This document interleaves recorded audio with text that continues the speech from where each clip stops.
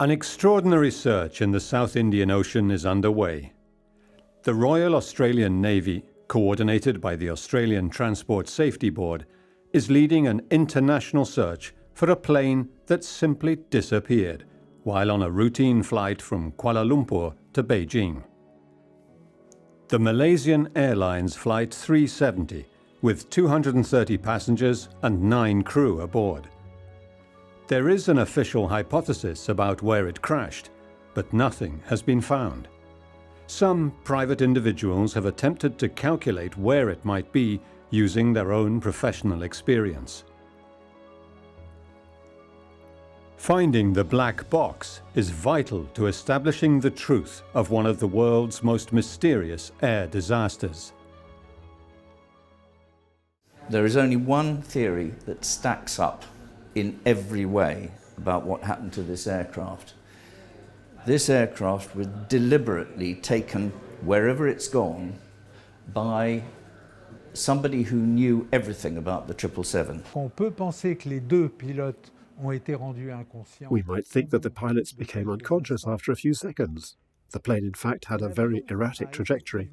This erratic trajectory may come from the fact that the pilots tried to find a new route, to do something. But one may have fallen unconscious before the other. Nous avons fait une hypothèse puisque nous restons au niveau technique. We have built a theory which is based on technique. And this hypothesis is that the plane and the people at the controls wanted to land safe and sound somewhere, on a landing strip, able to have them. We don't go any further, we give no political interpretation, and based on the facts that the radar and Inmarsat data gave us. The first thing I noticed was I looked at the waypoint where the aircraft had gone missing, and I saw that it was a place quite unusual, and it was a place where all 5 different airspaces actually meet in one spot. Everything that we know about MH370 has been pulled together by both public authorities and private individuals to get a fleeting glimpse of what might have gone wrong aboard the flight.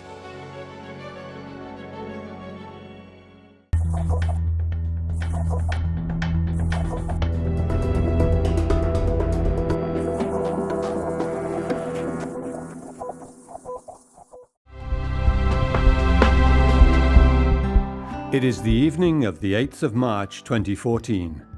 The flight for Beijing is ready for departure.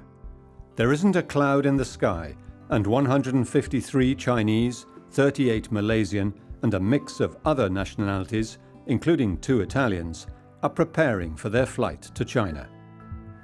Captain Zachary Ahmed Shah and his co-pilot, First Officer Farik Abdul Hamid, are in the cockpit. They have been through security and are preparing the plane for takeoff. Neither has shown any sign of mental stress. Both have families and enjoy the prestige of flying for one of the best airlines in the world. What happened on board MH370 remains one of the great mysteries of aviation. Bernard Chabert is an internationally renowned aviation journalist and has investigated aviation accidents for the last 50 years. Un avion en parfait état, a priori piloté par des gens sérieux, compétents, qui volent dans une compagnie aérienne qui a... It was an aircraft in a perfect state, piloted by serious people, competent people who fly for an airline that has a good reputation, especially in Southeast Asia. An airline that's an example, an old airline, a traditional one that knows what it's doing. The flight takes off around midnight. The weather's good. There's nothing special. It's not a long flight either, several hours. A flight to China that crosses airspaces that are not dangerous either weather-wise or geopolitically. A priori, pas dangereux sur le plan météo, sur le plan géopolitique, bon. In the initial report presented by the Malaysian government, the exact route followed by MH370 is accurately traced. But understanding the sequence of events, even partially, was not easy.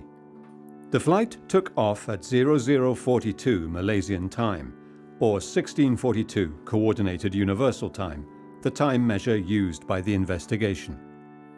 It rapidly rose to 35,000 feet, or 10,500 meters, and headed directly for Beijing.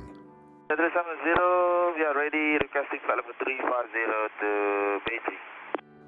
The flight was due to last approximately 5 hours. Just after 1:20 a.m., the aircraft left an area of Singapore's air traffic responsibility delegated to Malaysia, at a waypoint known as Igari. As he entered the Ho Chi Minh air traffic control area, Zahari Ahmed Shah said goodnight to Malaysian air traffic control. Malaysian 370, contact Ho Chi Minh 120.9. Good night. Good night, Malaysian 370. David Learmount is a civil airlines expert for Flight International magazine. A whole lot of simple things happened in a few moments, just as the aircraft's captain called Kuala Lumpur Control and said good night, and was told to call Ho Chi Minh City Air Traffic Control. He then, the transponder on the aircraft went off, okay? So let's say one of the pilots turned the transponder off so it could no longer be seen by Kuala Lumpur. And they would have thought, that's a bit odd, but he's talking to Ho Chi Minh City.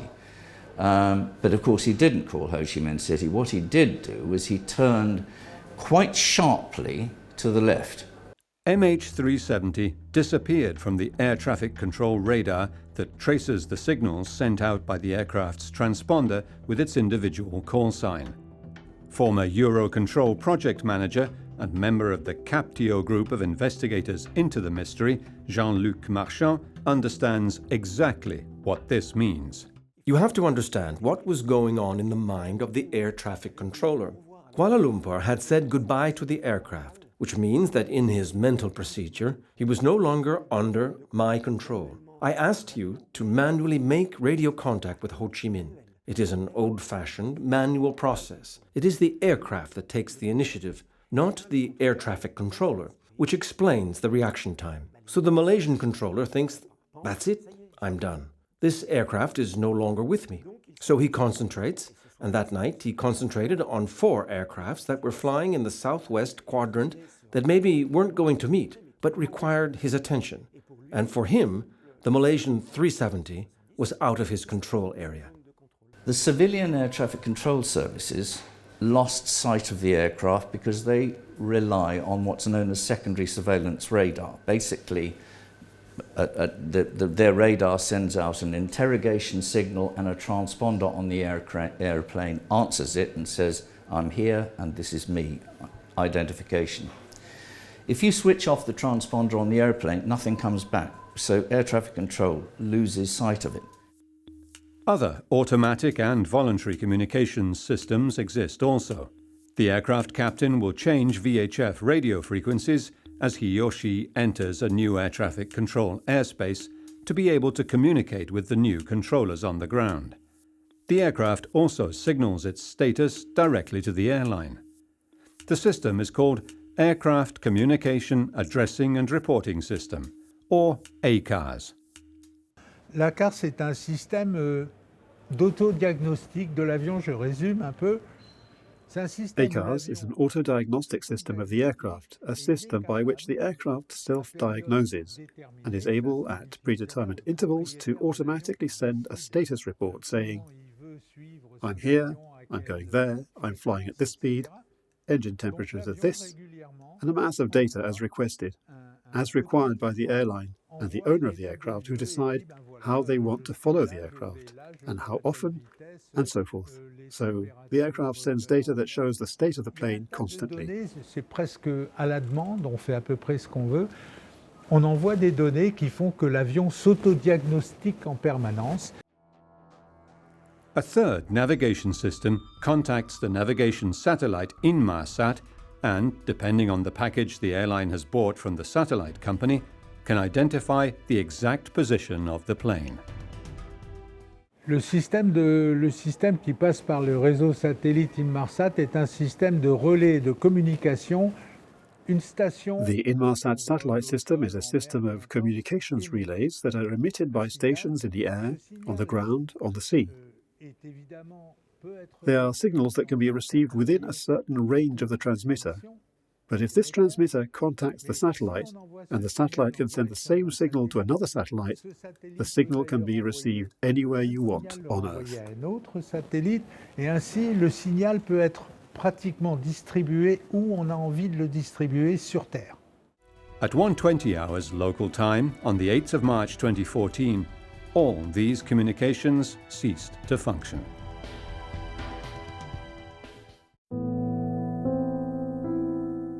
By the next morning, the aircraft was declared lost. It never landed in Beijing. Hundreds of distraught relatives would be left without answers.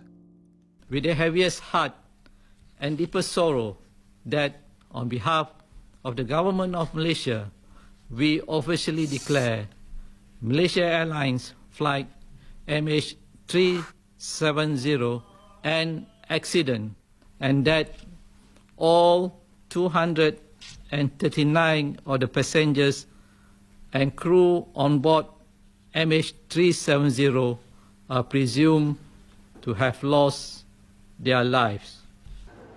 This aircraft didn't disappear in one click. It disappeared over a couple of hours. Okay? It was being watched. The military, who use other forms of radar, mainly primary radar, they did not lose sight of it. They were watching it for some time, and they watched the aircraft virtually do a 180-degree turn and fly along a line precisely between two areas of air traffic control responsibility, that's Vietnam's and Kuala Lumpur's responsibility, so that each side thought the other side had responsibility and nobody questioned what was going on. It was the beginning of one of the most tragic aviation mysteries of all time. Had the aircraft crashed into the South China Sea? It took a week for the Malaysian Air Force to volunteer the information that MH370 had been tracked by military radar. In fact, the flight flew right over Penang and northwestwards out over the Andaman Sea before disappearing. What could possibly have happened aboard? Les militaires, s'ils surveillaient bien, et ils ont dit qu'ils avaient vu effectivement l'avion. The military, if they had been watching and they said they had seen the plane, at that point could not understand that the four segments they had seen on their radar and their echo radar were the same aircraft. Only a person could make that connection. And if the controller did, then, as he said in his report, he did not consider the aircraft as a threat. And rightly and cleverly, the aircraft flew along the frontier between Thailand and Malaysia, making each side think that it was under the other's control. Thaïlandais et malaisien, que c'était l'autre qui contrôlait. One of the people determined to find the plane is Simon Hardy, himself a Boeing 777 pilot and instructor.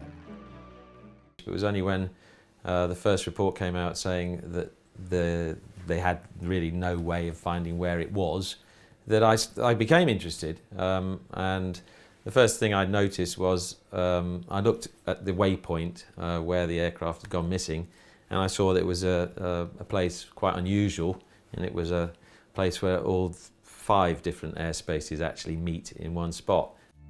6 weeks after the aircraft disappeared, the satellite company Inmarsat was able to come forward with information of its own. The aircraft's Inmarsat receiver contacted the Indian Ocean satellite 7 times, beginning at 2:25 local time, an hour after the aircraft had disappeared, signaling that the system was booting up, proving that it had been turned off beforehand.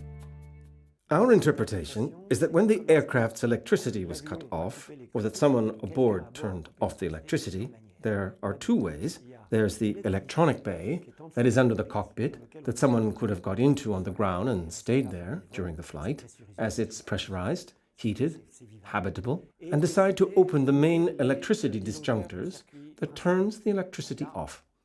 What happens?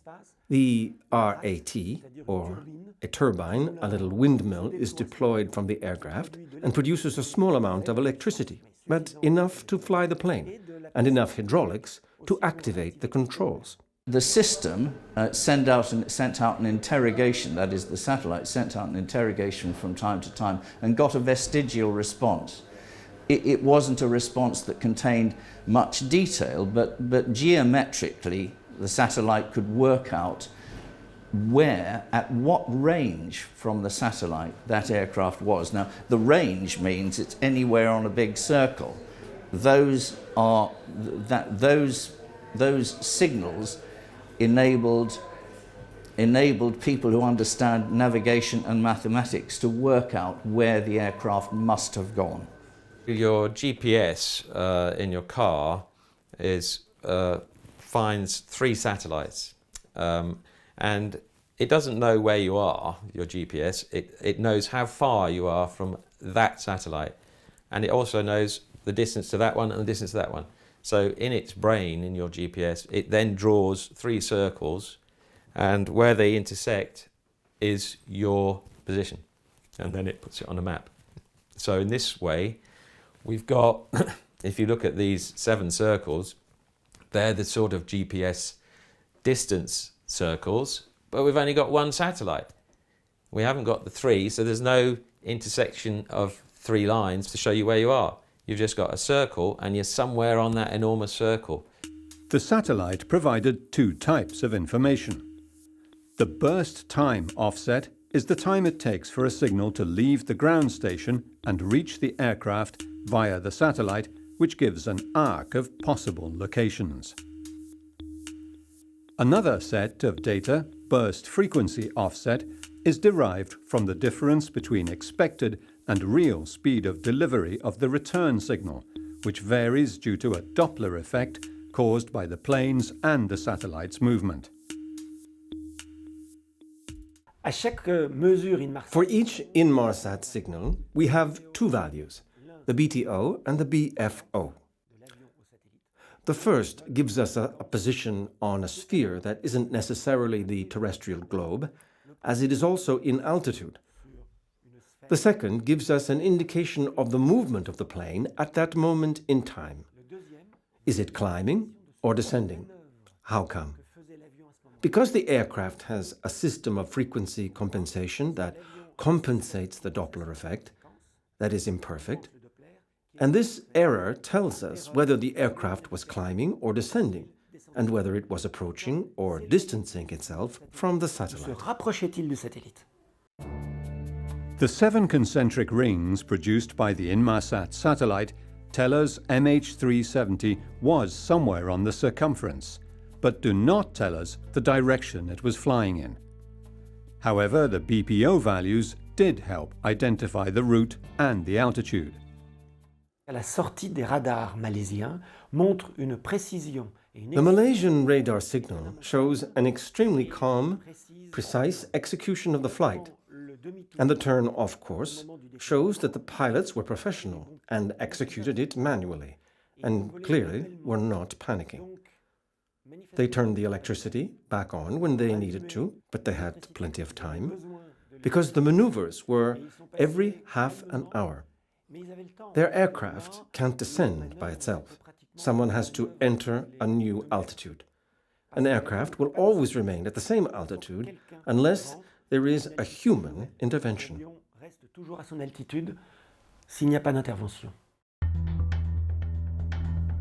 In the meantime, a number of safety issues were coming to light, together with various theories as to what might have happened on board. 2 travelers on Italian passports were found to be Iranian refugees who presented false passports. But the hijacking thesis was quickly discarded when the 2 Iranians were identified. However, another terrifying hypothesis came to light.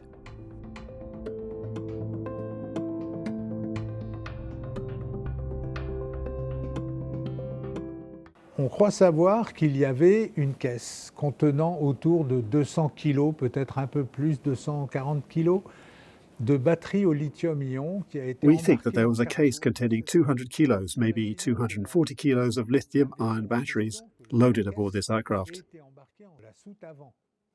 Let's imagine that this crate was loaded into the front cargo bay. When you go into a 777 cargo bay, which is a high ceiling space, almost as high as here, you're in a room, a long room that's several, maybe 6 meters wide. And in front of this room and under the cockpit, there's a bulwark that separates the cargo bay from the electronics bay. Sous le poste de pilotage, il y a une cloison qui sépare la soute de ce qu'on appelle la soute électronique. The communications bay of the Boeing 777 is separated from the cargo bay by a thin bulwark and a door. If the lithium-ion batteries had been loaded against the bulwark, any explosion would have cut through the separating wall and the communications bay, releasing toxic gases directly into the air conditioning.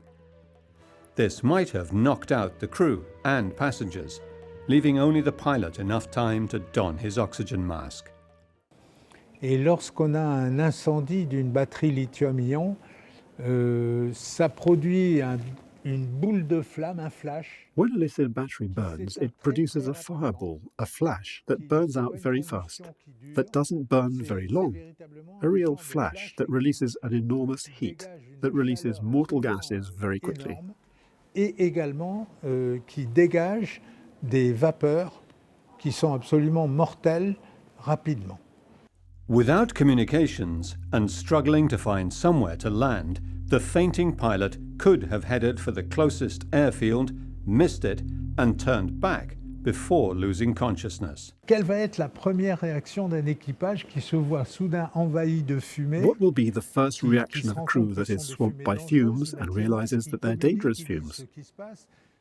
They put on their masks. They try to communicate to alert someone. And the first thing they do is to turn towards the closest emergency landing strip. The aircraft did, in fact, according to the presumed radar trace, the aircraft did turn towards an airport that could have worked as an emergency airport in case of a catastrophic problem aboard. So the aircraft did in fact follow an erratic route, and this erratic route could have been due to the fact that the pilots tried to find a new route to do something, but one might have fallen unconscious before the other. Quelque chose, mais l'un est peut-être tombé inconscient avant l'autre. Two other lithium battery-related incidents in the past decade suggest that this is a possibility. Flight UPS-9 from Dubai crash-landed in the desert after the pilots signaled a fire aboard provoked by lithium batteries. However, the fire was so catastrophic that the aircraft crashed. Et il y a eu deux accidents de 747 cargos. L'un a eu lieu au Moyen-Orient et l'autre en Extrême-Orient. There have been two accidents involving 747 cargoes, one in the Middle East and the other in the Far East, over the Pacific, a short time after takeoff.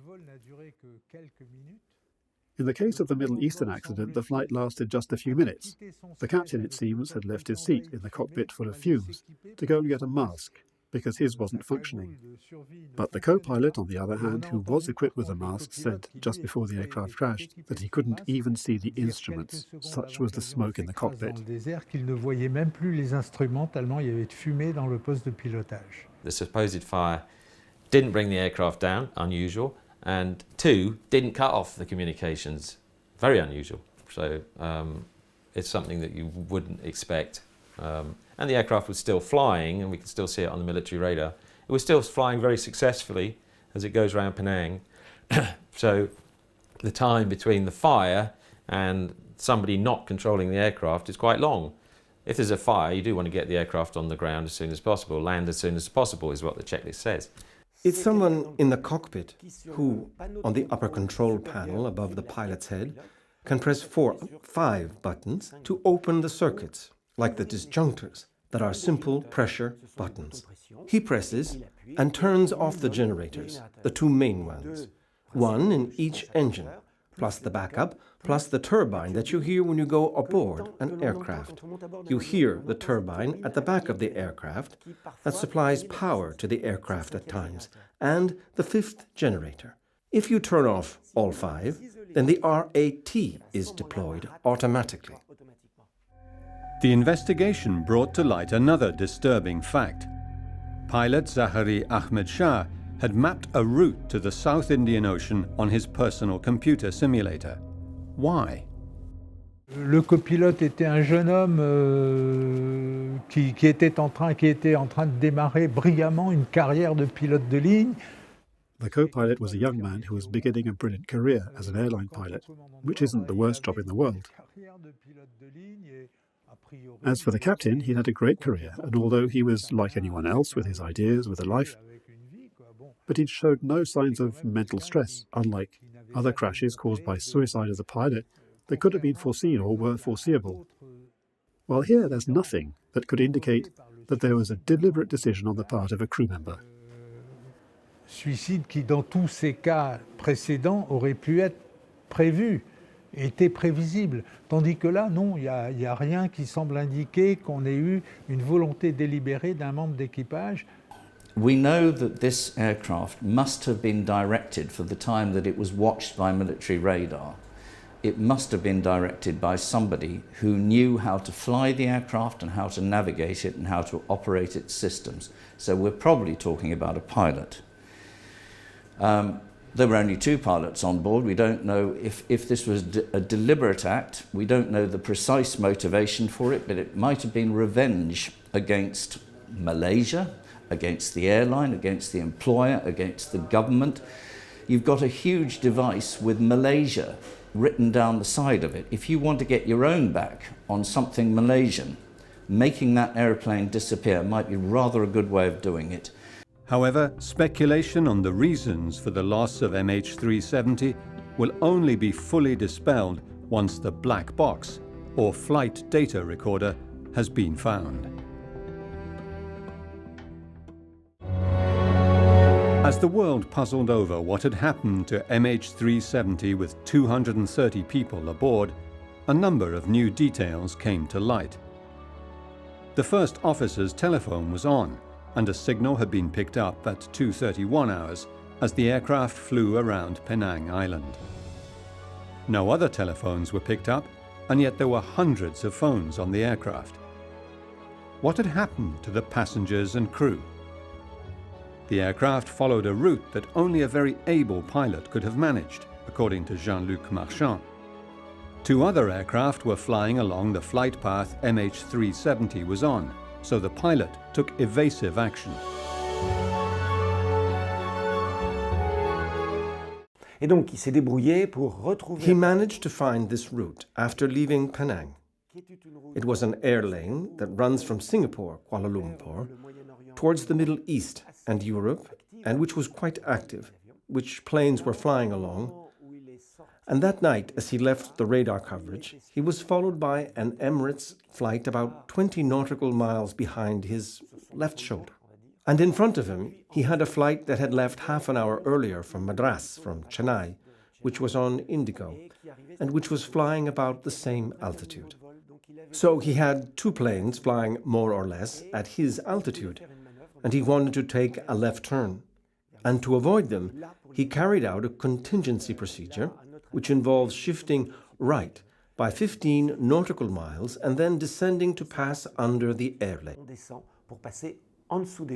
The aircraft went to great lengths not to alert air forces by flying along non-threatening routes and as far away as possible from known radar ranges. But if the plane flew south, where did it end up? Nous avons fait l'hypothèse. We hypothesized that the pilot, or whoever was at the controls, respected the structure of airspace and the lanes. And keeping that in mind, we deduced the potential and possible actions of the aircraft at each key moment. And thanks to the measurements, we identified the direction and the altitude of flight from the Inmarsat data. So we interpreted the data to find the trajectory, and this gave us a trajectory that was descending between 1825 and 1840, before turning south to fly under the air lanes, remaining at altitude 270, to go around the secondary radar of Sebang, and then he flew south, so changed heading, and then he flew under 2 air lanes that are lower. Calmement est descendu pour passer sur 2 routes qui sont plus basses. On the other hand, Simon Hardy does not believe the plane flew low. but rather tried to get as far away as possible. So he concentrated on the last 3 arcs on which the aircraft was located, while still communicating with Inmarsat. There's 7 pings, 7 circles, 7 range circles, which have to be solved.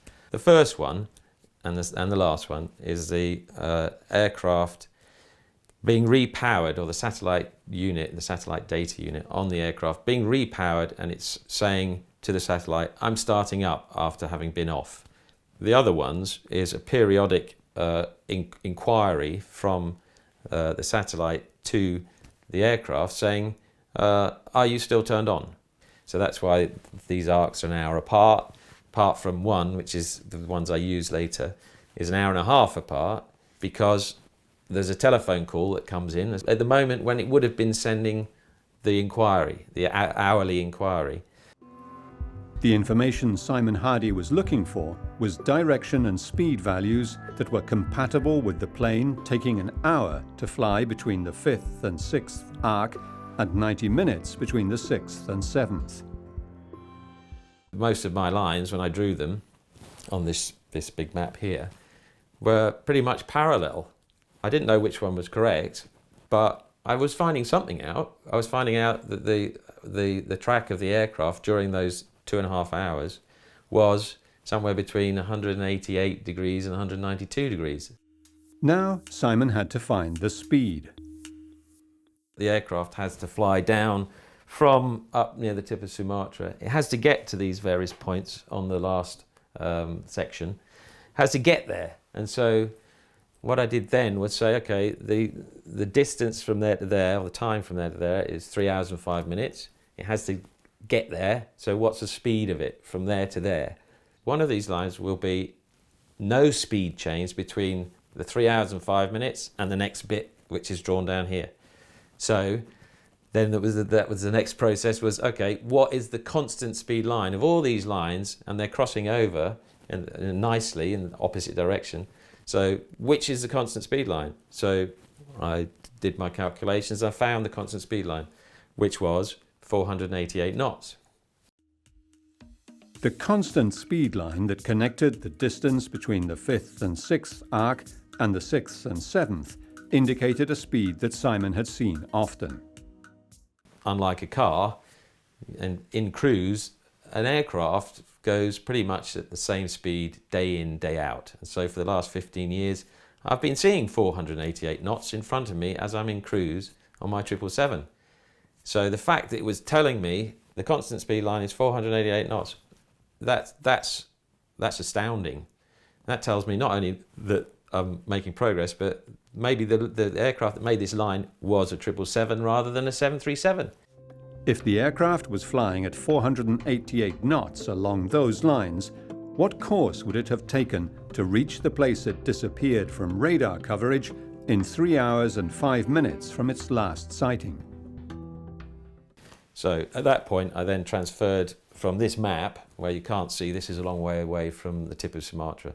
So I then transferred my affections onto Google Maps, drew the little line down here, which is the 488 between 4, 5 and 6, and joined it up, the 3 hours, 5 minutes, to see what the difference in the angle was. Well, it wasn't. There wasn't a difference in the angle. It's a straight line. That was the second part where I'd say, oh goodness, I'm onto something here. Plus votre vol en moyenne va être lent, plus l'avion... The slower the plane flies, the more its route will curve to the east, so it will end up further north than the areas searched, that were searched assuming a straight line. If you assume a high speed, then the straighter the line and the more it will take a southerly route. It's inevitable. In our case, our trajectory is descending, bit by bit, so the speed of the plane is slower and slower. That's inevitable. So our trajectory aims towards Christmas Island. Other groups, such as the ATSB, for example, say that they think it flew at a constant speed. Because at that altitude, you need to fly relatively fast to fly at all. So, inevitably, their heading is much more southerly. Et ben donc, du coup, leur trajectoire est beaucoup plus au sud. That little line down here in the southern Asia could have been pointing at Bali or India or anywhere, But it wasn't. It was pointing directly at the place where the aircraft turned south. However, it is the last part of the route that is so difficult to estimate. The Inmarsat transmitter was rebooted, but never told the satellite it was ready. At some time within those 3 minutes, the aircraft was no longer flying. The Royal Australian Navy and the Malaysian government joined forces to search for the aircraft and launched the most expensive search and rescue operation of all time.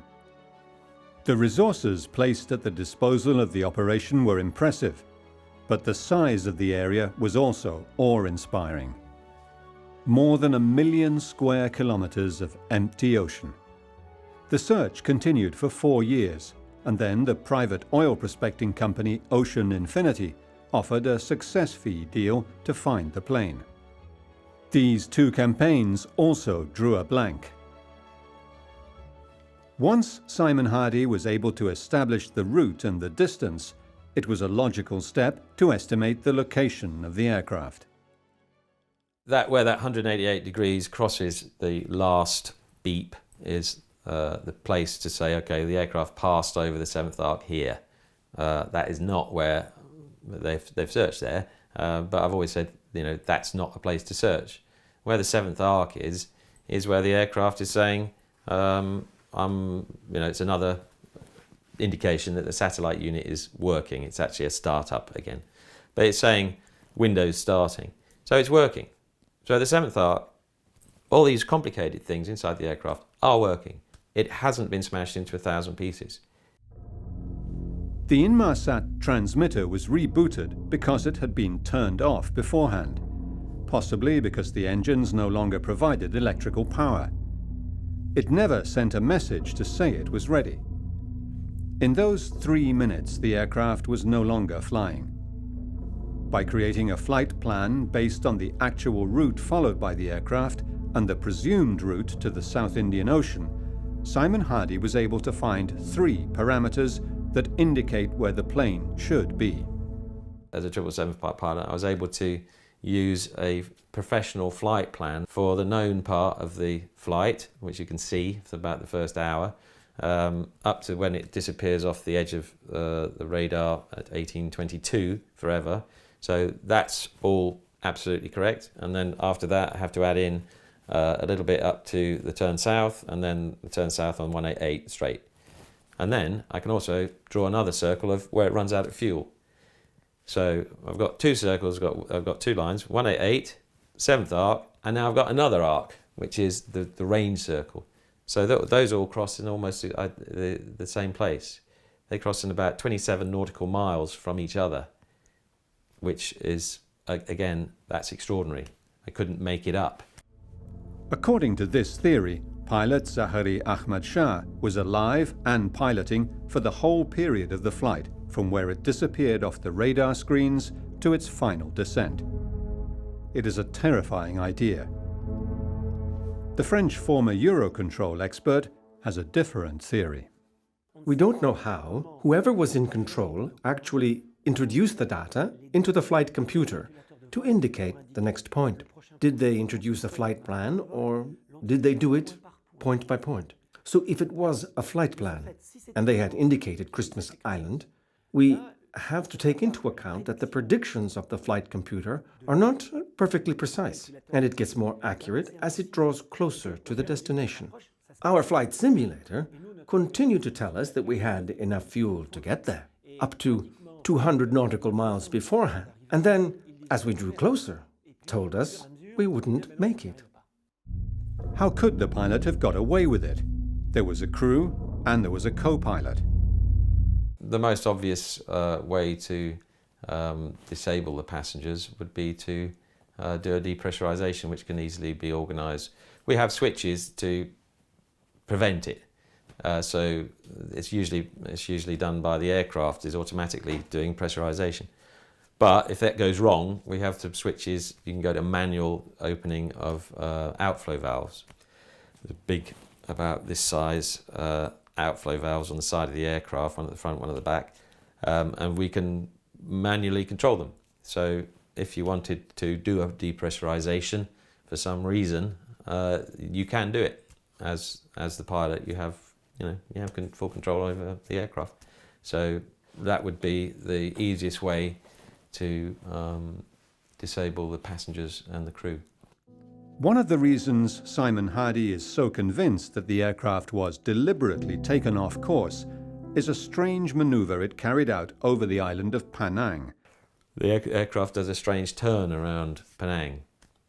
That was another one. It took me months to think about that one, in that it doesn't go directly over the airport. So I was thinking, why is it staying away? It's staying a few miles away, but it does a very shallow turn all the way round the southern waters of the island.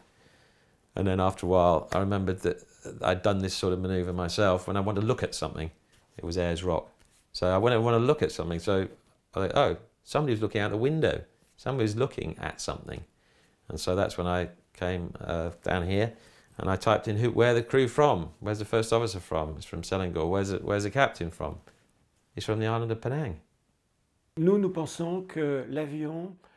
We think that the aircraft was controlled right to the end, and despite having no engines, the pilot tried to ditch the plane. Why?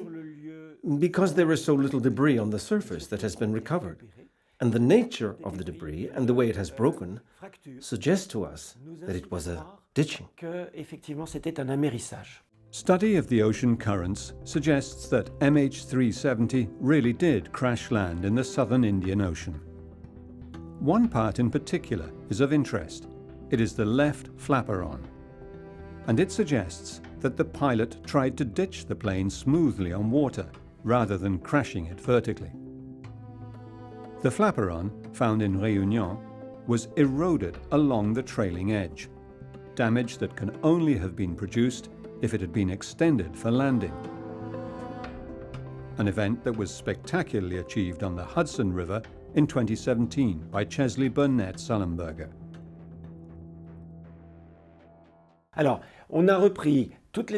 We took a look at all the depressions that crossed the potential path of the debris, and there were about 15, of which one was very important, and that is Gillian. Just a few days after the crash, and that's determining because it took the debris very far south for several days, and then pushed them westwards, which makes the point that we have found as the aircraft's crash site plausible. So we projected this debris and saw where they would land, and in fact the data suggested La Réunion Island over the times observed, and the coast of Madagascar and Africa over the same time. Simon Hardy's calculations did not end with an approximate place of ditching. He continued to look at the data available and at the area where he thinks the plane might be. When I started drawing the final resting place of the aircraft, which ends up with the shape of a piece of cheese, I saw that there was a dark line running through this piece of cheese from the tip of it to the curved edge, running right through it like a spine through it. And I had no idea what that was. It was another coincidence, so I then looked it up, and it's called the Hale-Vinch Fracture Zone. It's a big trench. It's 4,500 meters deep. It has seismic activity. As somebody who was planning to make an aircraft disappear, if that's what's happened, this would be an ideal place to put it. According to some reports, there is a final twist in the story of MH370. Shah received a telephone call on his own cell phone half an hour before takeoff. It was made from a phone using a SIM card that had been bought by a woman using a false identity. However, the telephone that used that SIM card has been identified, but that identity has not been released by the Malaysian government, nor where the telephone call was made from. The SIM card made that one single telephone call.